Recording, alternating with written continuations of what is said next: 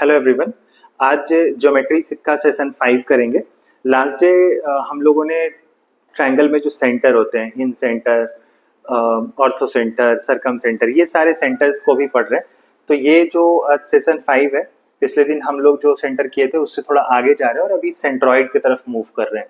Centroid क्या होता है? सेंट्रॉइड जो होता है ये इंटरसेक्शन पॉइंट ऑफ मीडियंस जो होता है उसको सेंट्रॉइड कहते हैं।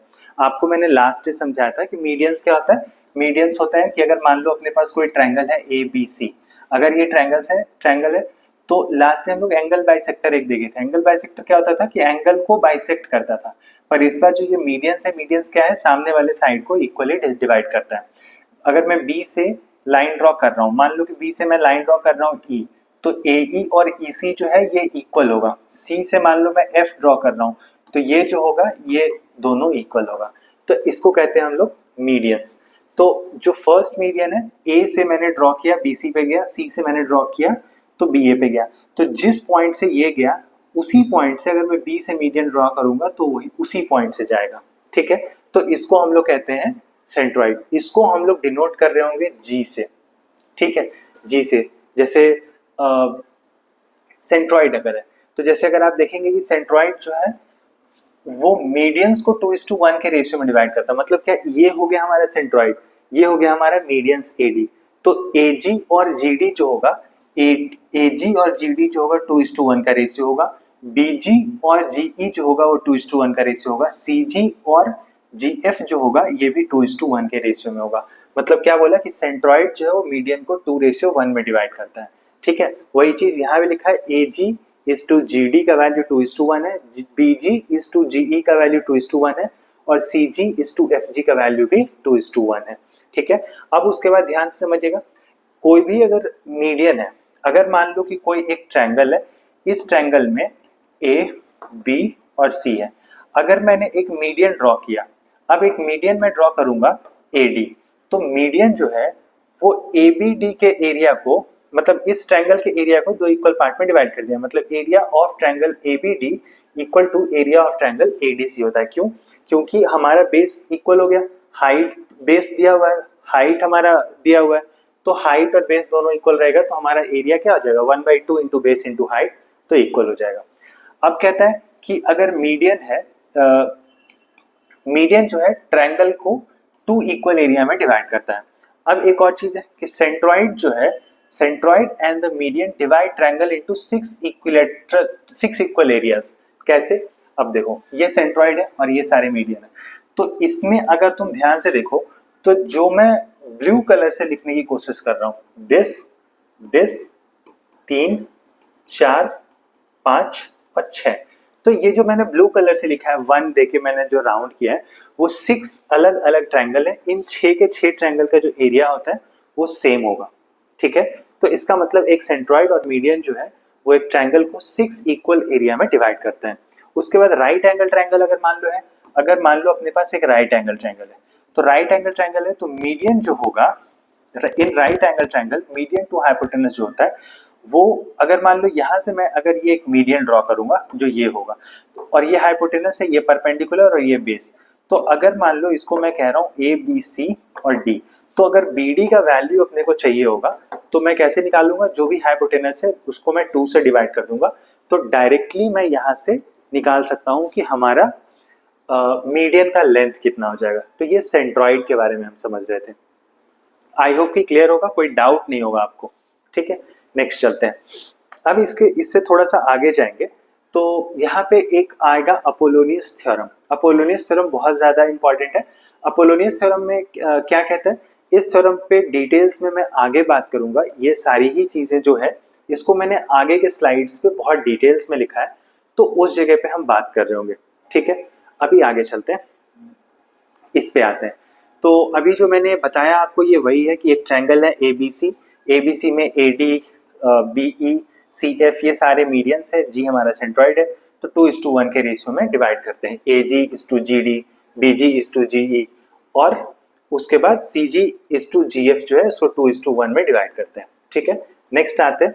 अब यहाँ पे ये बोला गया कि अपने पास एक ट्रायंगल है, इस ट्रायंगल में हमें हमने क्या किया कि मीडियंस ड्रॉ किया ए डी बी ई और सी एफ। तो मीडियन जो है वो सेंट्रॉइड जो है मीडियन को 2:1 के रेशियो में डिवाइड करता है, ठीक है। अब जब ये करता है तो अभी एक बात समझो कि इसमें दो चीज है, एक तो ये अपना साइड लिखा हुआ है और दूसरा ये अपना मीडियन है। तो जब ये चीज है तो इसका मतलब क्या है कि देख आपको क्या लग रहा है कि साइड बड़ा होगा या मीडियन बड़ा होगा? ऑफ कोर्स साइड बड़ा होगा, देख के पता लग रहा है, तो साइड्स बड़े होंगे। तो जब मैं कोई भी बिग वैल्यू को अगर कोई स्मॉल वैल्यू के साथ मैं इक्वेट कराऊंगा तो मैं किसके साथ मल्टीप्लाई करूंगा तो इक्वल करा सकता हूँ?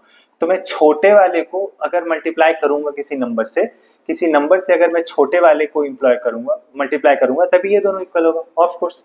तो देखना ध्यान से, अभी क्या सीन है कि हम क्या कर रहे हैं, साइड का स्क्वायर ले रहे हैं, A B square B C square plus C A square, A B square B C square और सी ए स्क्वायर। अभी कुछ मत समझना, ये जो नंबर लिखा है अभी छोड़ दो इसको, आगे देखना। अभी यहाँ पे क्या लिखा हुआ, उधर साइड के स्क्वायर का सम है, इधर मीडियंस के स्क्वायर का सम है, A D square plus B E square plus C F square, median के स्क्वायर का सम है। तो जब ऐसा सिचुएशन है तो इस बड़े वाले को हम ये तो छोटा है ऑफ कोर्स, मीडियन जो है वो छोटा है, तो छोटे नंबर को बड़े से मल्टीप्लाई कर देते हैं और बड़े वाले नंबर को, जैसे अभी देखो मैं आपको करके दिखाता हूँ, जैसे सपोज यहाँ पे ऐसा मैं हटा दे रहा हूँ, ठीक है, इसको मैं हटा देता हूँ। तो जब ऐसा सीन है तो इसमें क्या होगा, छोटे वाले नंबर को बड़े नंबर से मल्टीप्लाई कर रहा हूँ, बड़े वाले को छोटे से मल्टीप्लाई कर रहा हूँ, तो ये क्या हो गया, 4 into sum of square of the medians equal to 3 into sum of the square of the side. ये करते हैं, इसी चीज को करने के लिए यहां से 4 को रिमूव करके आई कैन पुट 4 हियर, ठीक है। तो इसी वजह से यहाँ पे क्या लिखा होता है, 3/4 लिखा होता है। आई होप कि क्लियर होगा। वैसे ही समझना, छोटे में बड़े से मल्टीप्लाई करेंगे, बड़े से छोटे में मल्टीप्लाई करेंगे, तो इसको 4 से मल्टीप्लाई कर रहे हैं, उसे 3 को मल्टीप्लाई कर रहे हैं। ये सारे फॉर्मूले आपको याद होने चाहिए, अगर नहीं याद होंगे तो क्वेश्चंस बनाने में दिक्कत होगी। हम क्वेश्चन देखेंगे जो कुछ प्रीवियस ईयर में क्वेश्चन आए हैं, वो क्वेश्चन भी अभी करेंगे। तो अभी एक देखते हैं, इस चीज पे बहुत ज्यादा कंफ्यूजन होता है, अभी वो कंफ्यूजन को मैं क्लियर करता हूँ।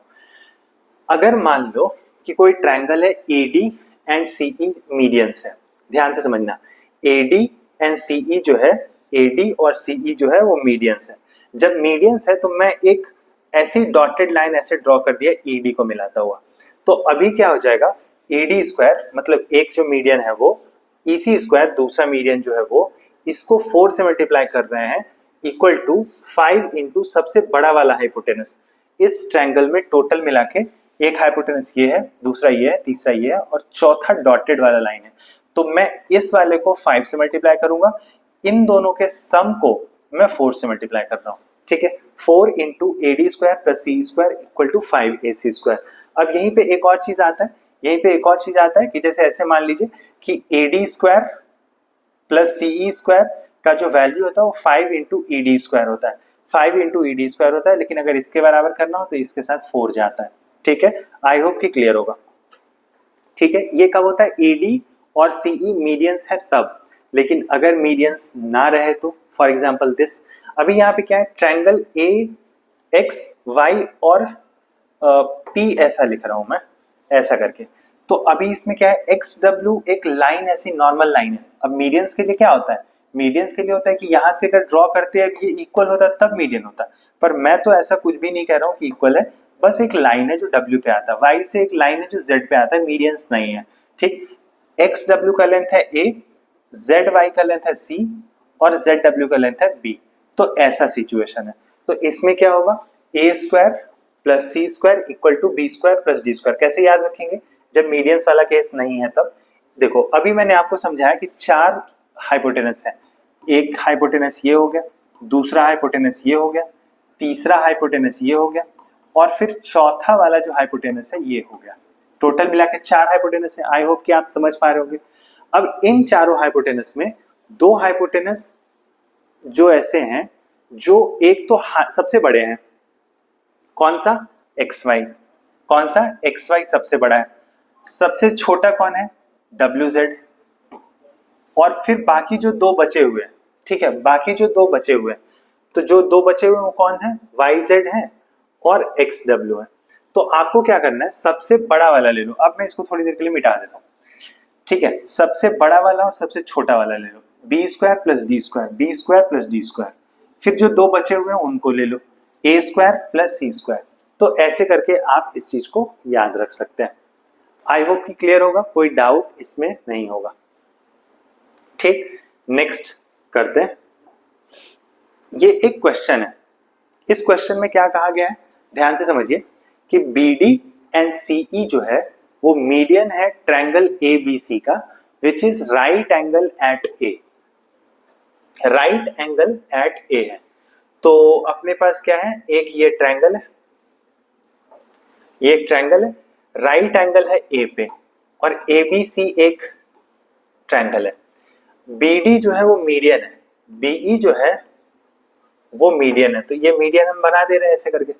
उसके बाद सीई जो है वो भी मीडियन है, तो सीई जो है वो भी मीडियन है, तो इसको भी मैं बना दे रहा हूं।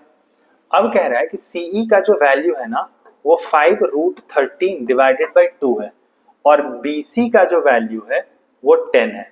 तो अपने से बीडी का लेंथ बताना है। ठीक, आई होप वीडियो को आप पॉज करके पहले ये क्वेश्चन का आंसर खुद ही निकालेंगे। ठीक है, तो हम कैसे निकालते हैं, B D square plus E C square equal to कितना होगा, 5/4 बी सी स्क्वायर। तो बी डी स्क्वायर तो मुझे निकालना है, प्लस ई सी स्क्वायर का वैल्यू क्या है, 25 इंटू 13 divided by 4 equal to 5/4 B C square का वैल्यू है 100। तो इससे ये कैंसिल हो गया। बी डी स्क्वायर का जो वैल्यू है 25 इंटू 5 125 में से इसको इधर लेके चले जाते हैं, तो 250 और 75 325 और ये 4, तो ये 500 में से तो 175 डिवाइडेड बाई 4 हो जाएगा। इसका वैल्यू क्या है, बी डी ऐसा कर देते हैं, तो ये हो गया 5√7 डिवाइडेड बाई 2। कौन सा आंसर है, ऑप्शन बी जो है इस क्वेश्चन का करेक्ट आंसर है। आई होप कि क्लियर होगा, कोई डाउट नहीं होगा आपको। ठीक है, ये बहुत ही आसान क्वेश्चन था, लेकिन वही देखो अगर फॉर्मूला नहीं पता होता तो कैसे सॉल्व कर रहे होते, सॉल्व करने में बहुत ज्यादा दिक्कत हो जाती। ठीक है, आई होप कि क्लियर होगा, कोई डाउट नहीं होगा यहाँ तक। अगर कोई डाउट है तो बताइए, आप क्या फॉर्मूले सही लगा रहे थे या गलत फॉर्मूला लगा दिया था आपने। ठीक है, नेक्स्ट क्वेश्चन पे चलते हैं। ये जो क्वेश्चन है, इस क्वेश्चन में कह रहा है कि ट्रायंगल ए बी सी है जिसमें बी 90 डिग्री है। एक ट्रायंगल बनाते हैं जिसमें बी 90 डिग्री है, B is the 90 degree. A D and CE जो है इसको ए बी सी बोल रहे हैं, और ये जो है ए डी है और ये जो है सीई है। ए डी एंड सीई जो है वो मीडियंस ड्रॉन फ्रॉम द, अच्छा एक और चीज, ये मीडियन है, drawn from the point A and C respectively. A C का वैल्यू 10 है, ए डी का वैल्यू √15 है। ठीक है, तो फाइंड करने कह रहे हैं सीई। अगेन आप फॉर्मूला लगाओ, थोड़ा वीडियो को पॉज करो और फॉर्मूला लगाओ, फिर देखो कि क्या आंसर आ रहे हैं। मैं करता हूं। अगर यहाँ पे आप देखेंगे तो ए डी स्क्वायर का जो वैल्यू है प्लस सीई स्क्वायर का जो वैल्यू है वो ए सी स्क्वायर के बराबर होगा। ठीक है, ए डी स्क्वायर का वैल्यू जो है वो 55 रूट का स्क्वायर हो जाएगा। सी स्क्वायर मुझे निकालना है, ए सी स्क्वायर का वैल्यू जो, सॉरी ये 5/4 है, 5/4 इंटू 100। सीई स्क्वायर का जो वैल्यू है ये कैंसिल हो गया, तो ये हो जाएगा 125 माइनस कितना 55, तो ये हो गया 70। किसका वैल्यू, सीई का वैल्यू। तो सीई का वैल्यू जो होगा √70 हो जाएगा। आई होप कि क्लियर होगा, कोई डाउट नहीं होगा अभी आपको। ठीक है, बहुत आसान क्वेश्चन है, लेकिन वही जब फॉर्मूला आपको आता है फिर आसान है, अदरवाइज ये आसान नहीं होंगे। ठीक है, नेक्स्ट क्वेश्चन पे आते हैं। नेक्स्ट क्वेश्चन में कह रहा है कि length of 2 perpendicular medians of a triangle are in 12 centimetre and 18 centimetre, find the area, ये पूछा है। तो देखना, अभी मैं क्या कह रहा हूं कि लेंथ ऑफ 2 परपेंडिकुलर मीडियन, अच्छा ट्रायंगल के बारे में नहीं बोल रहा है कि ट्रायंगल जो है वो राइट एंगल ट्रायंगल, तो कैसे भी आप बना सकते, ये आपकी मर्जी है। ठीक है, लेकिन बस एक ही चीज ध्यान रखना है, मीडियंस होना चाहिए। तो ये मैं कर दिया मीडियंस, तो ये ए है, ये बी है, ये सी है, ये डी है और ये ई है। अब बस ध्यान रहे कि ये जो है 90 डिग्री, अगर एक 90 हो गया तो चारों तरफ 90 हो जाएंगे। अभी क्वेश्चन में ये कह रहा है कि इस ऐसे लिख देते हैं कि AD का जो वैल्यू है वो 12 है और BE का जो वैल्यू है वो 18 है। ठीक है, BE का वैल्यू 18 है। अभी ये मीडियंस का इंटरसेक्शन पॉइंट है तो सेंट्रॉइड है, तो ये 2:1 के रेशियो में होगा। This is also 2:1। तो जब इस तरह का सिचुएशन है तो AD अगर 12 है मतलब AD 3 यूनिट होगा, दैट इज 12, 2:1, तो 2:+1, 3 रेशियो, तो 1 का वैल्यू 4 हो जाएगा, तो नीचे वाला 1 है तो 4 हो जाएगा, ऊपर वाला 8 हो जाएगा। वैसे ही BE की अगर मैं बात करूं तो 3 रेशियो, ये भी है 3 यूनिट, तो 3 यूनिट का वैल्यू 18 है तो 1 यूनिट का वैल्यू 6 हो जाएगा। इसका मतलब ये 6 हो गया, तो इसका वैल्यू क्या हो जाएगा, इसका वैल्यू जो है वो 12 हो जाएगा। कोई प्रॉब्लम यहाँ तक? आई डोंट थिंक कि आपका कोई प्रॉब्लम होगा। किसी को भी अब तुम उठा सकते हो, किसी से भी अब यहाँ से तुम कर सकते हो। जैसे मान लो कि अगर मैं यहाँ से एक और ऐसा करके मीडियंस ड्रॉ कर रहा होता तो इसका तो एरिया मैं निकाल लूंगा, क्योंकि ये 90 डिग्री है, ये 8 है, ये 6 है, तो 1/2 इंटू 8 इंटू 6 होगा इस छोटू ट्रायंगल का। अब आपको मालूम है कि ये मीडियंस वाला गेम है, एरिया ऑफ पूरा ट्रायंगल निकालना है, तो एक ट्रायंगल, दो ट्रायंगल, तीन ट्रायंगल, चार ट्रायंगल, पांच ट्रायंगल, 6 ट्रायंगल, तो इसको मुझे 6 से और मल्टीप्लाई करना पड़ेगा।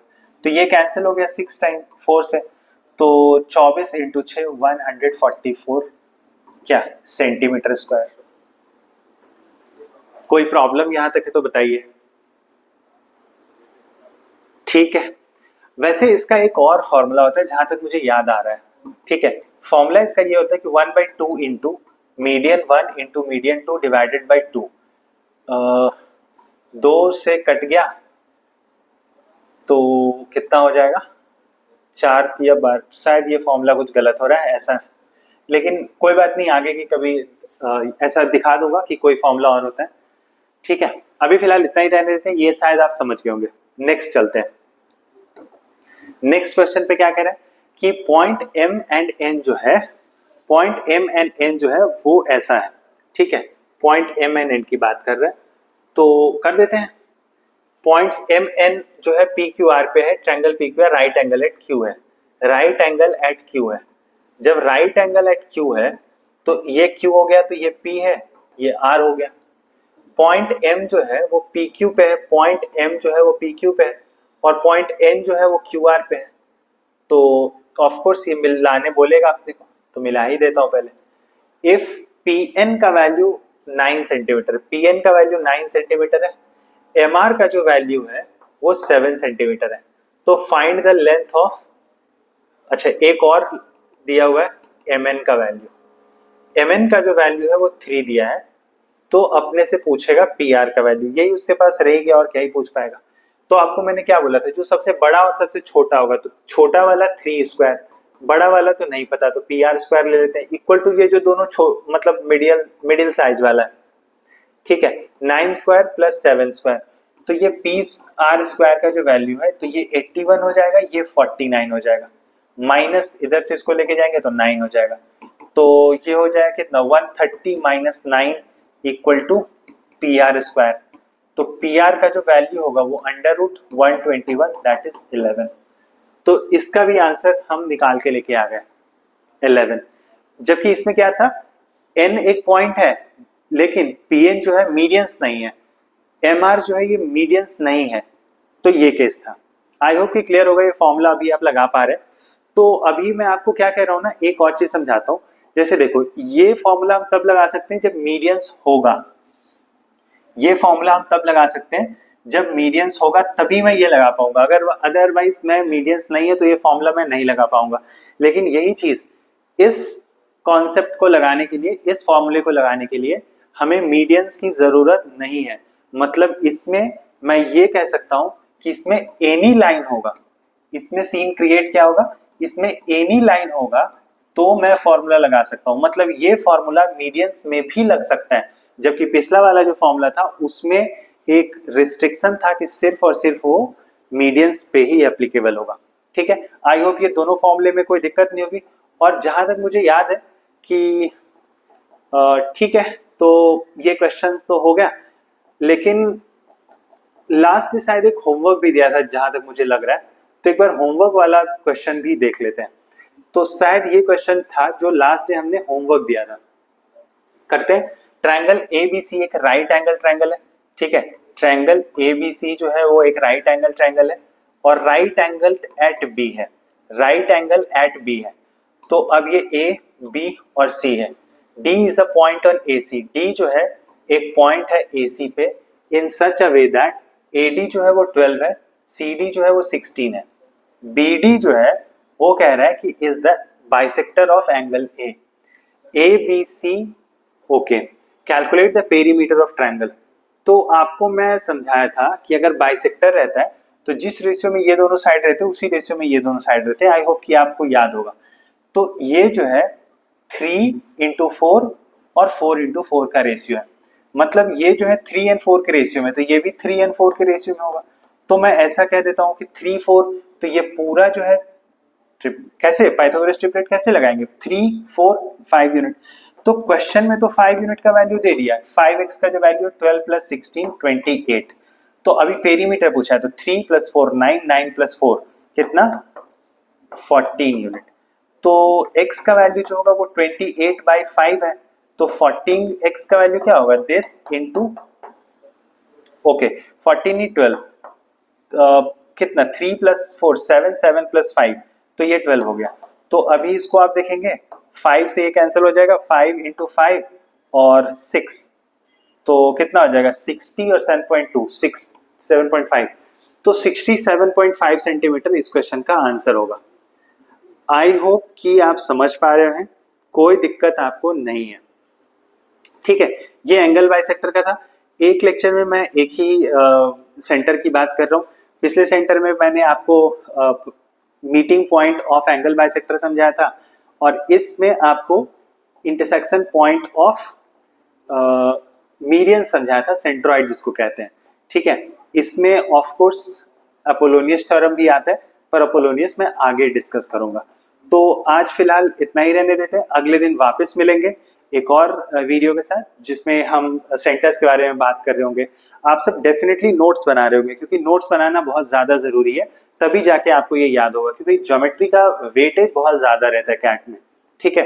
तो ये है हमारा लेक्चर और इसके बाद हम अगले लेक्चर में वापस मिलेंगे। तब तक के लिए थैंक यू, धन्यवाद।